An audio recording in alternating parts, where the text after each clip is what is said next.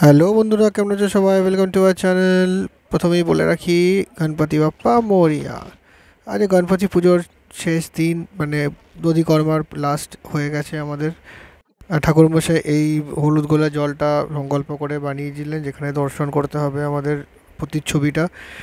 সেই প্রতিচ্ছবি দর্শন করার পর এবারে এটাকে ভাসান দেওয়ার জন্য আমি আর বড় সাগরের পুকুরের দিকে রওনা দিলাম। আমি নিলাম ঘটি, আর বড় সাগরের নিল ওই হলুদ জলটা। আর দুজন মিলে একসাথে চলে গেলাম। আমাদের বাড়ির সামনেই রয়েছে পুকুর, সেখানে জলগুলোকে আমরা বিসর্জন দেবো। মূর্তি বিসর্জন হবে বিকেলবেলা। সকালবেলা এখন আপাতত ঘটের জলটাই আমরা বিসর্জন দিয়ে আসছি। কবে থেকে আমরা প্ল্যান করেছিলাম গণপতি বাপ্পার পুজো হবে, আর আজকে এই পুজো হয়েও গেল।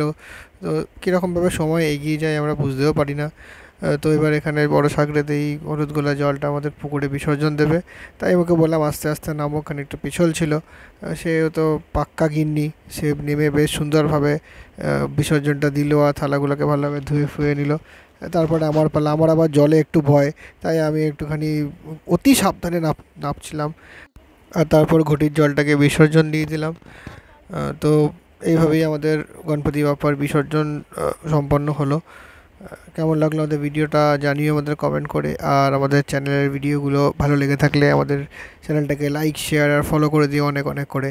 দেখাবে পরে কোনো ভিডিওতে। এখনের জন্য টাটা।